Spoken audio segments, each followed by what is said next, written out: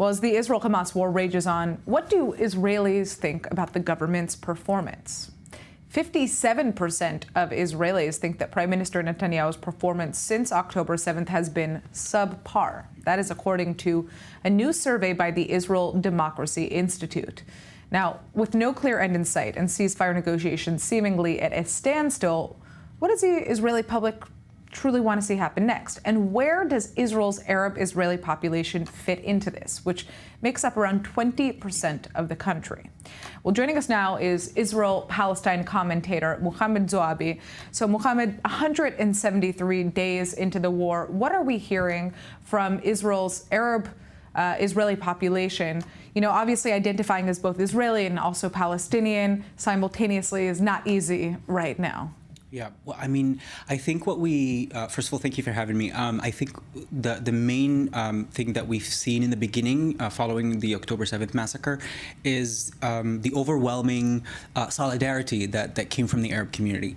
I mean, you know, poll after poll after poll showed that the vast majority of Arab citizens in Israel, you know, they, first of all, they reject, you know, what happened, but also they feel a genuine sense of connection to the state and to their fellow citizens. Unfortunately, we have a government that is so incompetent that, you know, it needs to compensate for its incompetence. And one of the ways to compensate for a populist government's incompetence is by scapegoating minorities. And so since October 7th, we've seen, you know, senior officials from this government, you know, working actively, directly and indirectly to not only hurt the Arab community in Israel, but to try to antagonize us. I mean, to their disappointment, it's been like relatively calm within Israel proper, and I think that. You know, it kind of, you know, the difference between, you know, the situation now or how the Arab community in Israel feels with you know, the hatred and the hate speech and all of these things, you know, as opposed to how they felt in the beginning of the war is kind of very resembling to our, you know, position in a way where our duality is, it's welcomed when it's comfortable for each side, but then if it becomes a bit uncomfortable, then we're completely kind of marginalized to the sidelines, and so.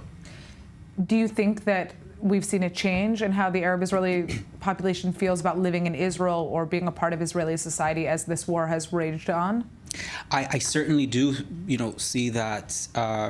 If in the beginning of the war, Israeli Arabs, I mean, what Israeli Jews, for instance, don't understand is that for us on October 7th, waking up in the morning, you know, speaking Arabic or being exposed to, you know, Arabic social media platforms and all these things, we were exposed to what was actually happening way before mainstream Israeli media even started to comprehend the scale of what was happening. I mean, I remember that on mainstream Israeli channels, they were still reporting about dozens of people killed until, you know, until 12 p.m.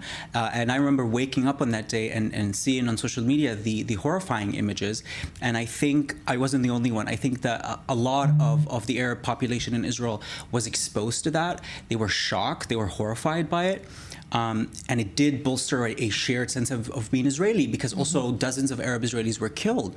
At least 10 Arab Israelis were kidnapped, if I'm not mistaken, and 4 still in captivity in Gaza.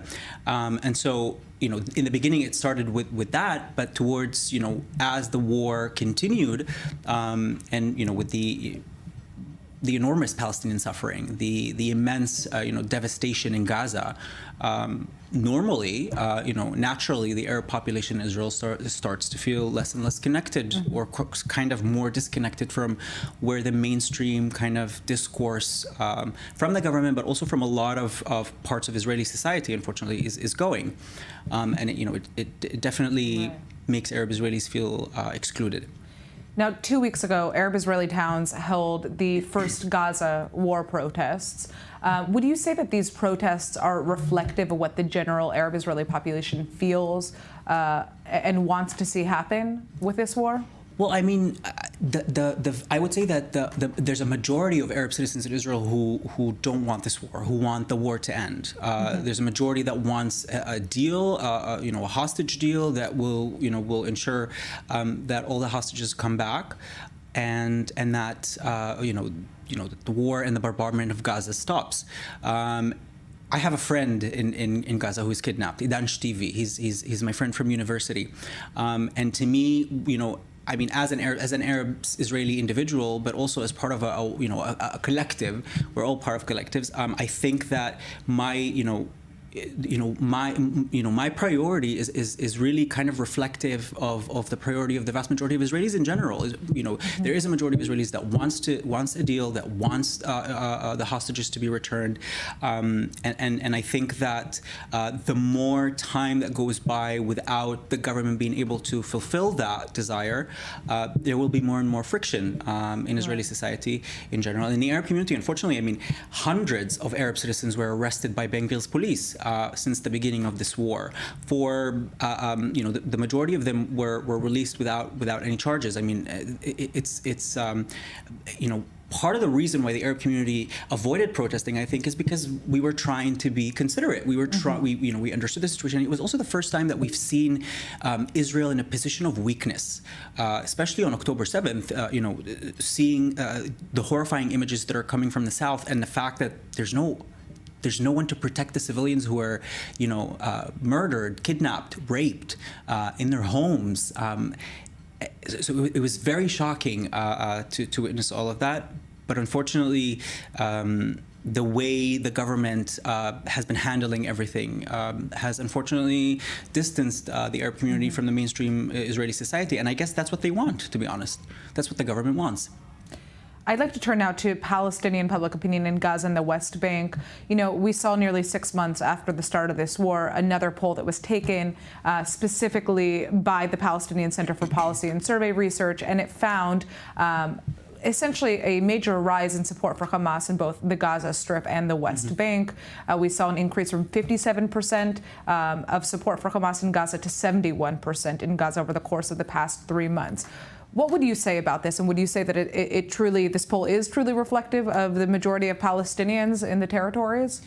So to be honest, I don't know how much I'm in a position to be able to kind of analyze the way Palestinian public opinion functions, but I am aware of the fact that there was a big poll that was published on the eve of October 7th. It was a coincidence, and it showed that at least 60% of Gazans wanted Hamas out. Nowadays, the pollings show that it's the complete opposite. Over 60% or 50 something percent want Hamas to lead the Palestinian people. I think that it's very natural when there's war for people to kind of unite around the flag, whatever that flag is. I mean, the same thing happened with Israelis following October 7th. We had a hectic year full of protests, full of unrest, of clashes. And it did ease a little bit following October 7th, but it's kind of starting to come back. I mean, and that's kind of, maybe where Israelis are different from, the Israeli public, at least, might be different from the Palestinian public. It might be, certain privileges that the Palestinian public does not have, like freedom of speech or freedom of protest, that is also being kind of getting under attack in Israel proper itself. But it is definitely worrying to see these numbers, and I do think that unfortunately Israel's retaliation in Gaza, the scale of Israel's retaliation in Gaza has contributed to that, because that's exactly what the axis of evil, the Iranian regime, Hamas, and their other proxies wanted Israel to do, because that's how they can maintain legitimacy among Palestinians and others.